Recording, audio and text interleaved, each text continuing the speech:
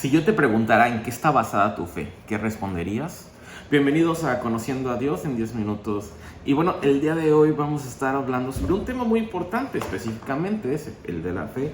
Y vamos a estar leyendo el libro de la carta a los Hebreos, capítulo 11, versículo 1 al 7. De hecho, el capítulo 11 a los Hebreos es sin duda el capítulo más conocido de este libro, pero también es de los capítulos más conocidos a lo largo de la Biblia.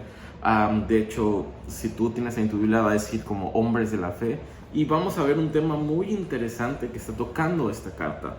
Así que si tú tienes tu Biblia en la mano, por favor te invito a que la abras y que tú mismo leas y que también Dios hable directamente a ti, no nada más a través de este video devocional. Y la palabra de Dios dice así: tener fe es tener la plena seguridad de recibir lo que se espera, es estar convencidos de la realidad de cosas que no vemos. Nuestros antepasados fueron aprobados porque tuvieron fe. Por fe sabemos que Dios formó los mundos mediante su palabra, de modo que lo que ahora vemos fue hecho de cosas que no podían verse. Por fe, Abel ofreció a Dios un sacrificio mejor que el que ofreció Caín, y por eso Dios lo declaró justo y le aceptó sus ofrendas. Así que, aunque Abel estaba muerto, sigue hablando por medio de su fe. Por su fe, Enoc fue llevado en vida para que no muriera, y ya no lo encontraron, porque Dios se lo había llevado. Y la Escritura dice que, antes de ser llevado, Enoc había agradado a Dios. Pero no es posible agradar a Dios sin tener fe, porque para acercarse a Dios, uno tiene que creer que existe y que recompensa a los que lo buscan. Por fe, Noé, cuando vio, Dios le advirtió que habían de pasar cosas que todavía no podían verse, obedeció y construyó la barca para salvar a su familia. Y por esa misma fe, Noé condenó a la gente del mundo y fue heredero de la justicia que se obtiene por la fe. Es un tema muy interesante porque está hablando de personajes bíblicos en el Génesis, en el primer libro de la Biblia, que tuvieron fe y a través de esa fe es que fueron aprobados ante Dios. Y aquí pasa algo muy interesante porque a lo largo de todo este libro, de toda esta serie, hemos estado enseñando que solamente podemos tener fe a través de nuestro Señor Jesucristo. Y esto es algo muy interesante porque me puedes decir: Fer, ¿cómo es que estas personas viviendo cientos, incluso miles de años del Señor Jesucristo, fueron aprobados si no conocían a Jesús? Si no pudieron ver a Jesús, si no palparon y no tuvieron alguna referencia a Jesús. Y esta es la parte importante en este video. Tienes que saber algo. En el antiguo Medio Oriente, donde se desarrolla estas historias en Israel, la palabra era algo muy importante entre ellos. De hecho, casi todos los tratados, casi todos los convenios, por así decirlo, eran solamente firmados con su palabra. Su palabra valía y valía demasiado. De hecho, a lo largo de los primeros relatos de la Biblia, tú te darás cuenta de que la palabra valía mucho, que tú podías incluso morir por tu palabra o te dejaban vivir por tu palabra. Entonces la palabra era muy importante. Eso significa que incluso la palabra de Dios era muy importante. Génesis 1 y 2. Si tú haces un recuento de cuántas veces dice: y Dios dijo y fue hecho. Y Dios dijo y fue hecho. Y Dios dijo: hágase la luz. Y fue hecha la luz. Y Dios dijo: háganse los grandes astros. Y fueron hechos los grandes astros. Y Dios dijo: hágase el hombre a nuestra imagen y semejanza. Y fue hecho el hombre. Entonces, aquí es donde caemos en el versículo 3. Dice: por fe sabemos que Dios formó los mundos mediante su palabra. Entonces, en la cosmovisión de las personas de Génesis, la palabra de Dios no solamente era importante, sino que era la palabra creadora. La palabra creaba cosas. Y ellos tenían, esta firme confianza en lo que Dios decía, en lo que prometía y en lo que cumplía.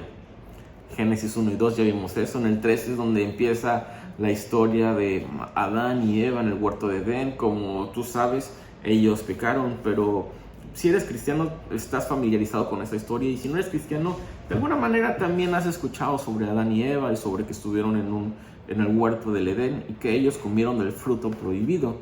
Entonces, al comer del fruto prohibido, desobedecen a Dios y el pecado entra en sus corazones, el pecado entra en su mente, el pecado entra en su vida. Entonces, Dios lo que hace es que sacrifica animales y les pone sus pieles, les pone túnicas. Entonces, solo a través de eso es que ellos de alguna manera recuperaron la comunión que tenían con Dios antes del pecado.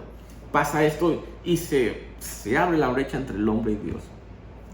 Y Dios empieza a decir unas palabras muy importantes. Y me voy a tener en Génesis 3:15. A Génesis 3:15, Dios hablándole a la serpiente, Dios hablándole a Satanás. Y dice esto muy interesante: haré que tú y la mujer sean enemigas. Pondré enemistad entre sus descendientes y los tuyos. Un hijo suyo te aplastará la cabeza y tú le morderás el talón.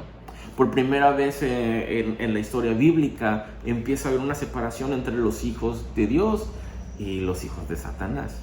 Y prácticamente lo que Dios le está diciendo, que un descendiente de Adán, un hijo de Dios a través del linaje de Adán, vendrá y aplastará a Satanás.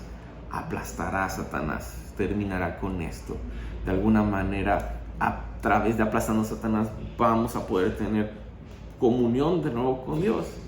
Pero dice que le herirá el talón. Entonces, de alguna manera, el Génesis 3:15 es considerado el protoevangelio. Es el primer chispazo de evangelio que podemos ver en la Biblia. Y esto apunta a Jesús. Entonces, ten esto en mente, que Dios mismo está hablando que vendrá un Salvador, que habrá alguien que pondrá fin a esto que pasó, que alguien va a venir y arreglará las cosas y tendremos un Salvador que acabará de alguna manera, o tendremos comunión con Dios por lo que Él va a hacer. Sigue la historia y nos encontramos por fin a Abel. Dice aquí que Abel ofreció a Dios un sacrificio mejor que el que ofreció Caín. Abel sabía estas palabras que Dios había pronunciado a sus papás, que habría de venir un Salvador. Entonces, él creyó en esa promesa que Dios había dado. Abel creyó fielmente en lo que dijo Dios, en la palabra de Dios. Abel creyó en la palabra de Dios, y es por eso que dio lo mejor. Él dio los primogénitos de su ganado, o sea, lo primero y lo mejor. Dio la gracia. Más adelante te darás cuenta que eran cosas muy sagradas y apartadas hacia Dios. O sea, él dio lo mejor de sí mismo como un acto de obediencia a la palabra que Dios había dado. Luego está la historia de Enoc. En el versículo 5 dice que él fue llevado a la presencia de Dios. Pero el versículo 6 dice que sin fe es imposible agradar a Dios, y que uno, para acercarse a Dios, tiene que creer que existe, tiene que creer en Él, tiene que creer en su palabra. De alguna manera, Enoc creyó en la palabra que Dios había dado en Génesis 3:15, que iba a venir un Salvador, que iba a aplastar a Satanás, y de alguna manera íbamos a poder tener una mejor comunión con Dios. Luego Noé. Está la historia de Noé, que dice en el versículo 7: por fe Noé, cuando Dios le advirtió que habían de pasar cosas, todavía no podía verse, obedeció y construyó la barca para salvar a su familia. Pasa algo muy interesante. De hecho, cuando inicia la historia de Noé, dice que y Noé halló gracia ante los ojos de Dios. Otro concepto nuevo que viene entrando es esto, la palabra gracia. De hecho, es de las primeras veces, y no es que la primera vez que se pronuncia la palabra gracia en la Biblia. Entonces, ¿qué quiere decir esto? De alguna manera, no era una persona mala. Su corazón estaba tendido al pecado. Enoc, claro que sí.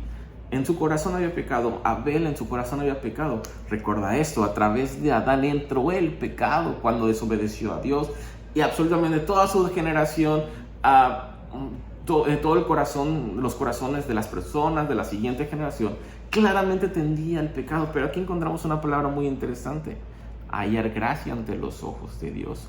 Y Noé confió de nuevo y obedeció su palabra. Juan 1:1 dice que el verbo se hizo carne y habitó entre nosotros. O sea, la palabra de Dios se hizo carne y habitó entre tú y entre mí.